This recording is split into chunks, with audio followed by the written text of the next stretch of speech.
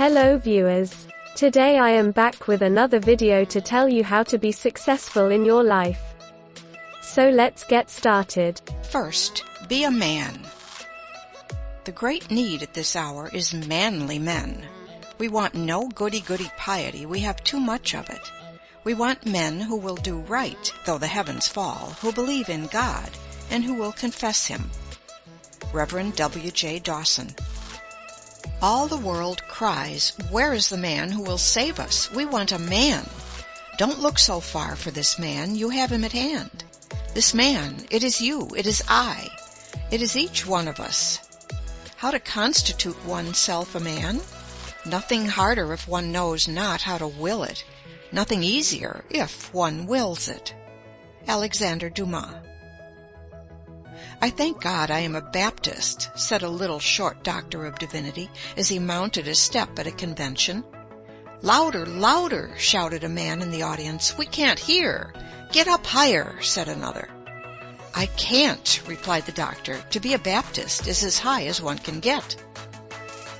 But there is something higher than being a Baptist, and that is being a man. Rousseau says, "According to the order of nature, men being equal, their common vocation is the profession of humanity, and whoever is well educated to discharge the duty of a man cannot be badly prepared to fill any of those offices that have a relation to him. It matters little to me whether my pupil be designed for the army, the pulpit, or the bar. To live is the profession I would teach him. When I have done with him, it is true he will be neither a soldier, a lawyer, nor a divine. Let him first be a man. Fortune may remove him from one rank to another, as she pleases. He will always be found in his place." "First of all," replied the boy James A. Garfield, when asked what he meant to be, "I must make myself a man. If I do not succeed in that, I can succeed in nothing." "Hear me, O men," cried Diogenes in the marketplace at Athens. And when a crowd collected around him, he said scornfully, "I called for men, not pygmies." One great need of the world today is for men and women who are good animals. To endure the strain of our concentrated civilization, the coming man and woman must have an excess of animal spirits. They must have a robustness of health. Mere absence of disease is not health. It is the overflowing fountain, not the one half full, that gives life and beauty to the valley below. Only he is healthy who exults in mere animal existence, whose very life is a luxury, who feels a bounding pulse throughout his body, who feels life in every limb, as dogs do when scouring over the field, or as boys do when gliding over fields of ice. Dispense with the doctor by being temperate, the lawyer by keeping out of debt, the demagogue by voting for honest men, and poverty by being industrious. "Nephew," said Sir Godfrey Kneller, the artist, to a Guinea slave trader, who entered the room where his uncle was talking with Alexander Pope, "you have the honor of seeing the two greatest men in the world." "I don't know how great men you may be," said the Guinea man, as he looked contemptuously upon their diminutive physical proportions, "but I don't like your looks. I have often bought a much better man than either of you, all muscles and bones, for 10 guineas. A man is never so happy as when he suffices to himself, and can walk without crutches or a guide. Said Jean-Paul Richter, "I have made as much out of myself as could be made of the stuff, and no man should require more." "The body of an athlete and the soul of a sage," wrote Voltaire to Helvetius. "These are what we require to be happy." Although millions are out of employment in the United States, how difficult it is to find a thorough, reliable, self-dependent, industrious man or woman, young or old, for any position, whether as a domestic servant, an office boy, a teacher, a brakeman, a conductor, an engineer, a clerk, a bookkeeper, or whatever we may want. It is almost impossible to find a really competent person in any department, and oftentimes we have to make many trials before we can get a position fairly well filled. It is a superficial age. Very few prepare for their work. Of thousands of young women trying to get a living at typewriting, many are so ignorant, so deficient in the common rudiments even, that they spell badly, use bad grammar, and know scarcely anything of punctuation. In fact, they murder the English language. They can copy, parrot-like, and that is about all. The same superficiality is found in nearly all kinds of business. It is next to impossible to get a first-class mechanic. He has not learned his trade. He has picked it up and botches everything he touches, spoiling good material and wasting valuable time. In the professions, it is true, we find greater skill and faithfulness, but usually they have been developed at the expense of mental and moral breadth. The merely professional man is narrow.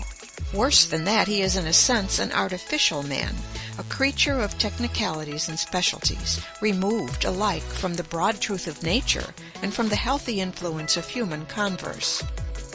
In society, the most accomplished man of mere professional skill is often a nullity.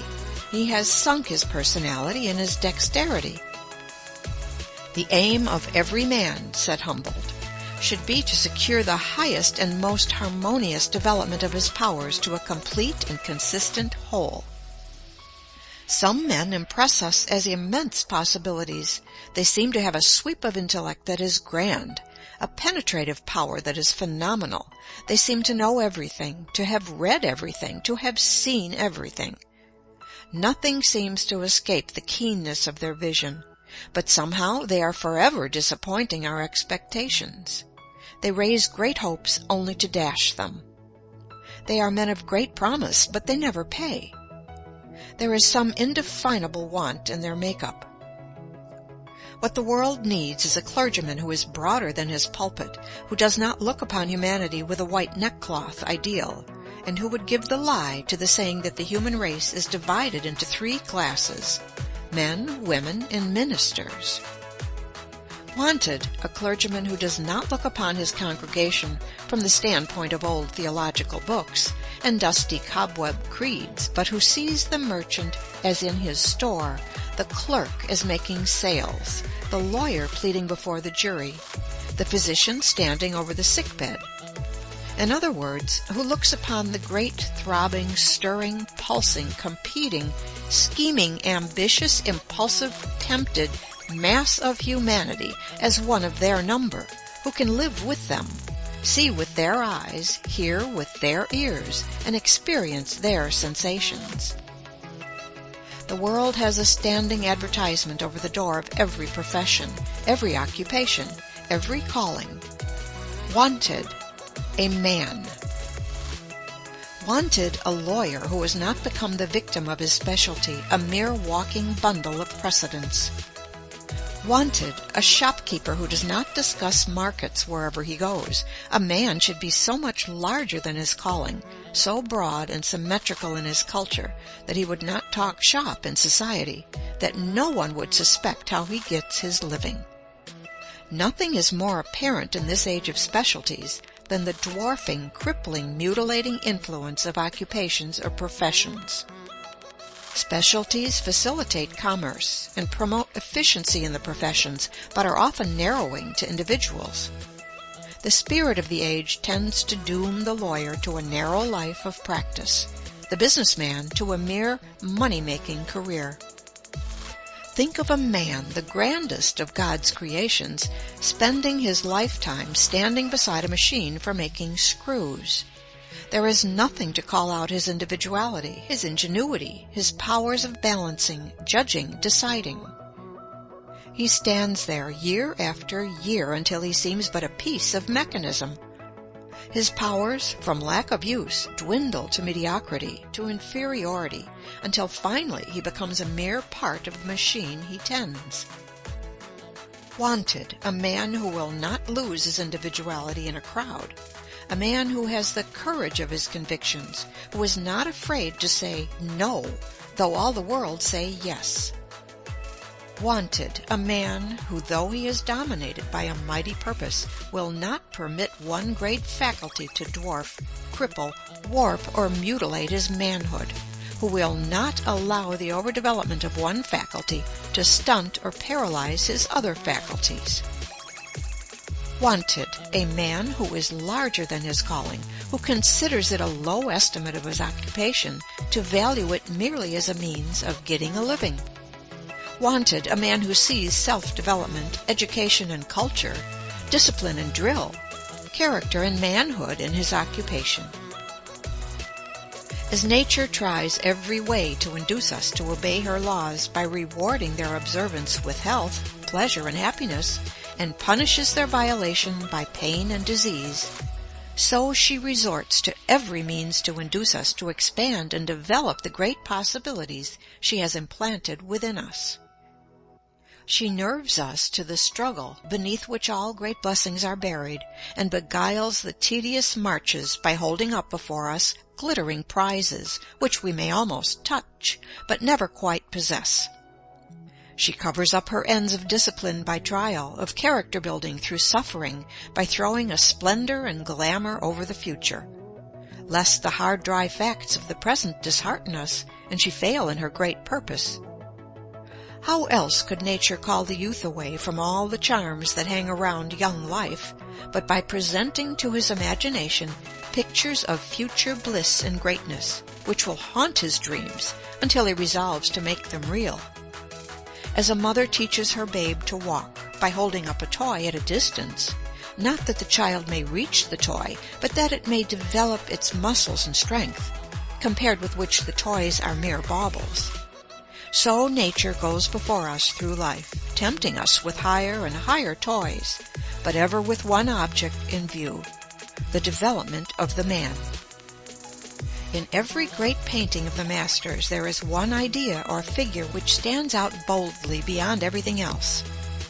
Every other idea or figure on the canvas is subordinate to this idea or figure, and finds its real significance not in itself, but pointing to the central idea, finds its true expression there. So in the vast universe of God, every object of creation is but a guide-board with an index finger pointing to the central figure of the created universe, man. Nature writes this thought upon every leaf. She thunders it in every creation. It exhales from every flower. It twinkles in every star.